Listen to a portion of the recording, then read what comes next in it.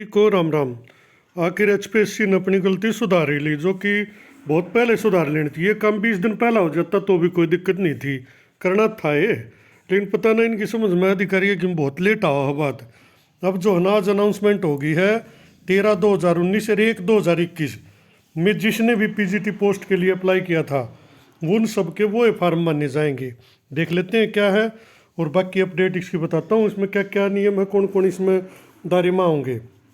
जिसने भाई channel subscribe नहीं किया, चैनल सब्सक्राइब करें, लाइक शेयर करें।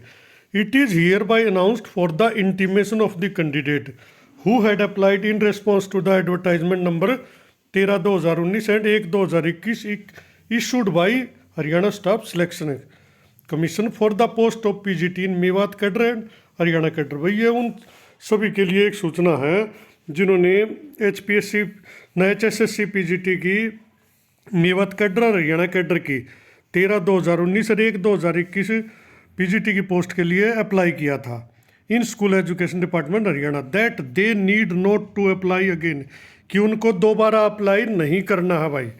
And their previous application will be considered for the subjects for which advertisement has been issued by HPSC Haryana public service commission. यानी उन्होंने जिस पोस्ट के लिए उस टाइम अप्लाई किया था वो अब एचएसएससी जो है ना, वो डाटा उठा के एचपीएससी को दे देगा और वही कंसीडर किया कर लिया जाएगा। यानी कि उनको दोबारा से अप्लाई करने की कोई आवश्यकता नहीं। फिर कह रहा हूँ, जिसने 2019 में अप्लाई कर दिया इन पोस्ट के लिए उसको दोबारा अप्लाई करने की आवश्यकता नहीं है, ना फीस भरने की ना फॉर्म भरने की।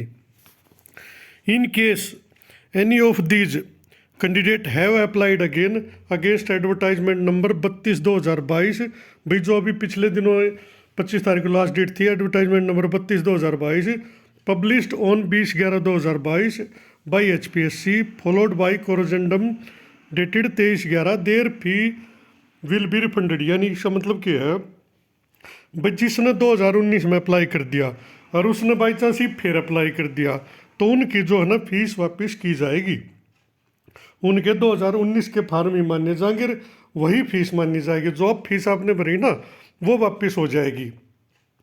अब एक सवाल तो ये उठा है कि भाई बाई चांस उस टाइम कोई पोस्ट ना हो, अरे आप जब 2019 में कोई पोस्ट नहीं है तो जाहिर सी बात से आप उसके लिए अप्लाई भी नहीं कर पाओगे। अब वो पोस्ट आ गई हो तो उसके लिए तो भाई आपको अब अप्लाई करे और फार्म मानना जाएगा।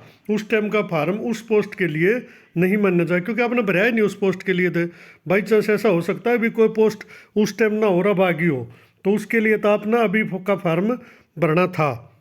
और दूसरी बात है, अभी एक ग्रुप में पूछ रहे थे भाई इसमें कोई चेंज कर सकें हम अपनी एप्लीकेशन में 2019 वाली में। भाई इसके लिए अभी कोई विंडो वगैरह ओपन नहीं होगी। आपका जो फार्म उस टाइम था वो न्यू का न्यू एचएसएससी डाटा जो है ना एचपीएससी को दे देगा, और एचपीएससी उसके आधार पर आपका एडमिट कार्ड जारी कर देगा।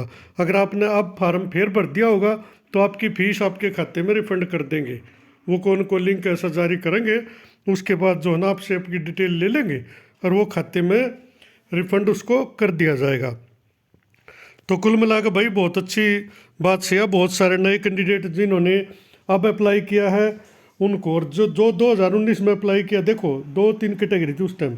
एक तो ऐसे थे जिनका 2019 में पूरी तरह से एलिजिबल थे, स्टेट भी वैलिड था और सारे डॉक्यूमेंट भी थे। लेकिन अब 2022 माह का उनका स्टेट जो है ना एक्सपायर हो गया, तो उनको भी बिल्कुल चिंता करने की आवश्यकता नहीं है। अगर आपका उस डेट पर आप एलिजिबल थे तो अब भी 25 दिसंबर 2022 को भी आप एलिजिबल रहोगे, बेशक आपका स्टेट ख़त्म हो गया हो, उससे कोई मायने नहीं रखता। उस डेट पर स्टेट होना चाहिए। दूसरा, कई सवाल तो कई और भी उठेंगे भाई हमारा देखो हर चीज़ का तो जवाब दिया नहीं जाता। भाई एचपीएससी ने बहुत बढ़िया कर दिया। हर जो कैंडिडेट जिन्होंने 2019 में भी अप्लाई किया, आज भी उन्होंने फीस रिलैक्सेशन या एज रिलैक्सेशन नहीं चाहिए थी, इसलिए उन्होंने दोबारा फार्म भर दिया, तो उनको जो है ना उनकी अब वाली फीस वापस हो जाएगी और उनका उस टाइम का फार्म माना जाएगा। अगर किसी ऐसी पोस्ट के लिए भर दिया आप फार्म जो पहले नहीं थी 2019 में, तो इस वाले फार्म की फीस वापस नहीं होगी। ये 2022 वाला फार्म आपका एलिजिबल माना जाएगा, वैलिड माना जाएगा। तो कुल मिलाकर भाई एचपीएससी ने सरकार ने बहुत अच्छा मुंह उठाया है और इसके लिए सरकार धन्यवाद के पात्र है।